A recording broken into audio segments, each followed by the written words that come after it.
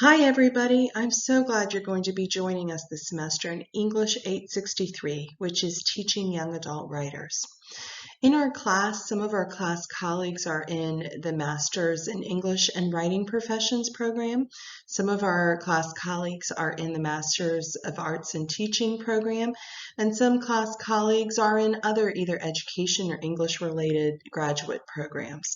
I'm excited about this because we all bring different perspectives to this topic and our joint interest in this topic, and I look forward to our conversations throughout the semester. This video is going to give you a quick overview of the course, but it does not replace the syllabus, so please spend time reading the syllabus. So to share a little bit about myself, my undergraduate work was a BA in English and in Business Administration. I also have a master's in teaching. Both of those are from Mary Baldwin College in Stanton, Virginia, which is now Mary Baldwin University. I hold an MA in English from Virginia Commonwealth University. I hold a graduate interdisciplinary certificate for comparative literature from the University of South Florida, a PhD in American literature from the University of South Florida, and also my professional teaching license, grades 4 through 12 in English from the Commonwealth of Virginia. I, at EKU, am an associate professor of English and coordinator of English teaching programs. We have two programs. One is towards certification in secondary English, high school English, grades 8 through 12, and one is towards certification in English and history, grades 8 through 12. I'm also the author of Arranging Stories, which came out through the University of Mississippi Press in July 2022, and several other articles in both literary studies, interdisciplinary approaches to literary studies, and pedagogy, particularly writing pedagogy, of course, with this class. So I'm excited to learn more about you throughout the course, and if you ever have any questions about my research interests or where your interests might align with mine so that we can work on a project together, I hope you'll reach out and let me know. So here are the topics to be covered in this video. I'm going to talk about the goals and objectives. Do remember, if you are not in the MAEWP program, this is a class through the Department of English, and so we do follow the objectives through that program. Our required text, contributing roles and evaluation, first day attendance, technology requirements, Blackboard organization, and communication. So to begin, our goals and objectives, these come from the MA and English and Writing Professions program. Specifically, there are different divisions within that program, and this one is part of the Methods and Practices division. So the first three are overall objectives for the program: synthesizing text produced in different critical discourses, modes, and/or media, and demonstrate processes for how to undertake such synthesis, and produce texts in different critical genres, modes, and media. The last three really get to the crux of what we're working with in this class, although the other three do apply. So we're going to be analyzing how concepts and theories in English and writing studies inform teaching and research methodologies. We're going to be developing strategies through sustained practice and reflection that can be applied to teaching, research, and writing. And we're going to be creating informational and creative texts in multiple genres, modes, and media. So we have two required texts. There's actually three required texts, but one's a choice. So the first two on your screen, we have Naming What We Know and Bad Ideas About Writing. Both of these are accessible online, but there's also a print copy of Naming What We Know in the bookstore if you want to purchase it there. Naming What We Know is available online through EKU Libraries eText. Bad Ideas About Writing is an open access text through West Virginia University's libraries. So we're going to be reading excerpts from the second one, Bad Ideas About Writing, and we're going to be reading all of Naming What We Know. Both are very thin.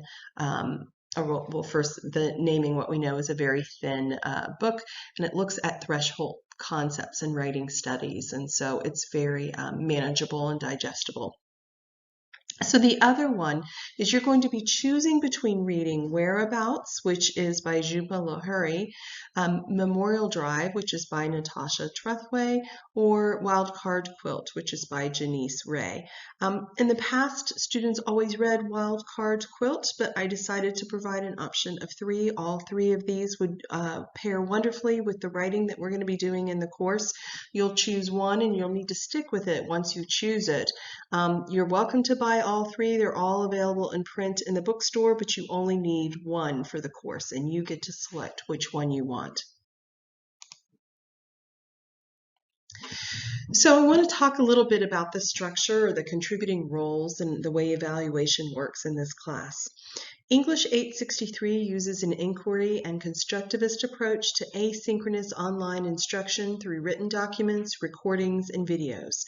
In this course, we are writers engaging sustained practices that challenge our thinking about ideas and relationships between ideas, teacher scholars examining intersections between research and writing studies and approaches to classroom instruction across grade levels, and community colleagues discussing the roles of process and reflection in writing and writing instruction. Our contributions in each of these roles necessarily overlap and therefore are valued equally in assessment. So you'll notice that here that the 3 contributing roles are each 30%, and then there's a 10% for 2 required Zoom conferences that you can read about in the syllabus.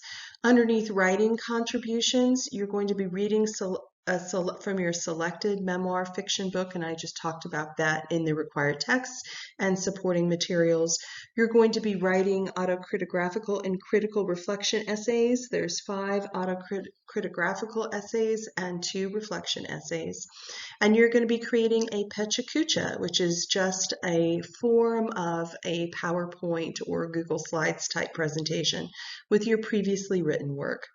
Under the teacher scholar contributions, you're going to be reading Naming What We Know. Then you're going to be responding through that reading through posts in the discussion board and also annotated bibliographies through the discussion board. And you're going to be completing a DERP, or a dehydrated research paper, which is like an outline of a traditional paper that remains malleable so that you can use it for your thesis, your action plan if you're an MAT student. You could use it for a conference paper. You could use it, pieces from it, for a publication, a future publication. So it gives you flexibility versus putting it into that traditional paper format. And then finally, there's community contributions, and you're going to be responding to discussion board posts and also workshopping and peer reviewing class colleagues' writing through this role. An important thing to keep in mind is the first day attendance policy. This is a policy for all online classes. The University of Policy on Attendance during the first week of class. If you do not participate by midnight Wednesday of the first week of class, you'll be dropped from the course. So in order to demonstrate this participation in this class, I'm asking you to complete the first discussion board introductions assignment that you'll be able to find in our Blackboard course site. You may be able to re-register for the course if a spot is available and you're dropped from it, but you will not be eligible for an override if the course is full. So please do complete this introduction assignment right away so that you don't need to worry about that. So I want to spend a little bit of time talking about technology requirements. This is an online asynchronous class, so obviously technology is a key to being able to successfully complete the course. So you need to have consistent access to internet, Blackboard, and word processing. And not having that access is not a reason for not completing assignments, submitting something late. Again, you can look at my policies in the syllabus that outline those procedures. Hyperlinked course documents are only accessible using your EKU Google account or G Suite. This information is also available in the syllabus under technology requirements, and there are hyperlinks there so that if you have not used or set up a free EKU Google account before, then it'll walk you through that process so that you can access the documents. So I'm going to just say this one more time because it always trips up students, and I understand why. If you're in your personal Google system or Google Docs, you will not be able to access the hyperlinked Google Docs that I use in this course. You need to be in your EKU Google account. There's going to be 2 required conferences via Zoom, and I will work with you to determine hours that work with that, because I know several of you teach throughout the day, and you may or may not have a planning period that coincides with my teaching schedule, so we'll figure that out together.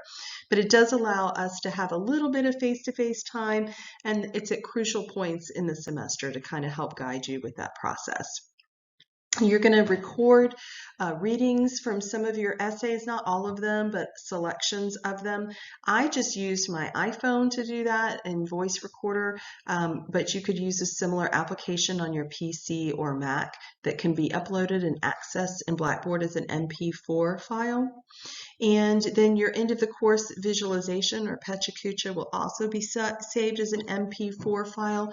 Sometimes if the video doesn't work well with that, then students have to upload it to YouTube, and that process is pretty intuitive, but you may or may not want to do that, so we'll kind of talk about that. There's also other options, so we'll talk about that when we get to that, but mainly think about that you need these technology requirements. It is much easier to do most of these things on a laptop than on a smaller device like an iPad.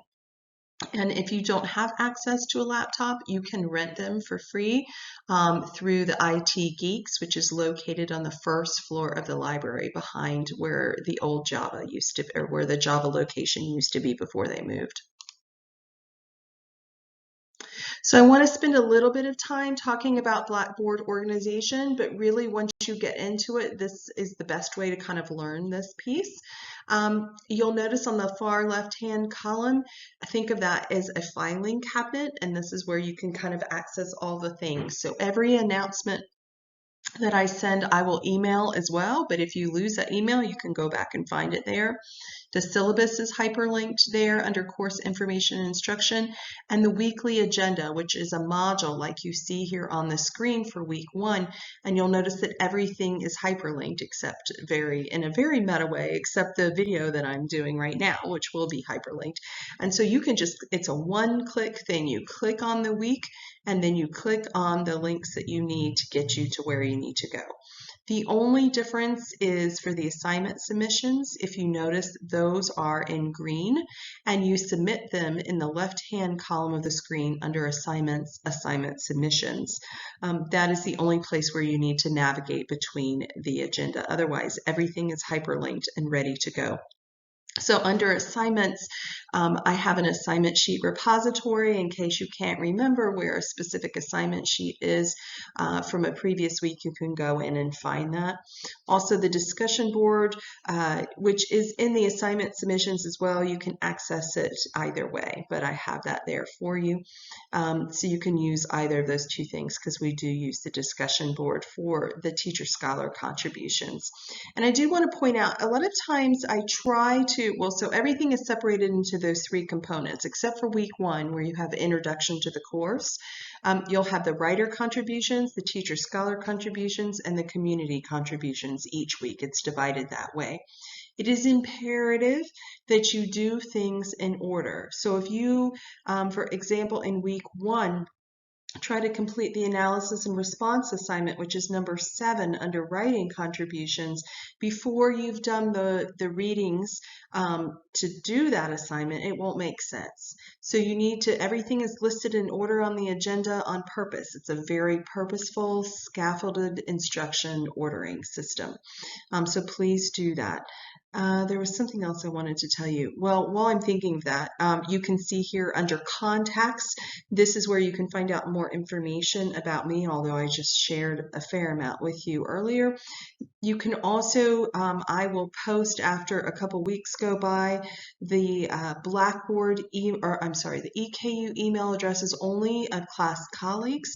If you do not want to be included in that list, please email me. Otherwise, if I don't hear from you, I'm going to assume you've listened to this and that I have your permission to just provide that information. That way, if you're working on something together or you're trying to get a hold of someone in the class, then you can get a hold of them.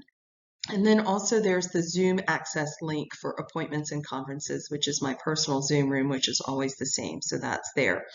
And then you have resources underneath there, and a lot of those are cut off, but you can see at the very top of the resources list is the LibGuide, or the Library Research Guide, and I'm going to talk more about that as the course progresses, but that is a really wonderful tool that our librarian Cindy Judd put together for this class recently.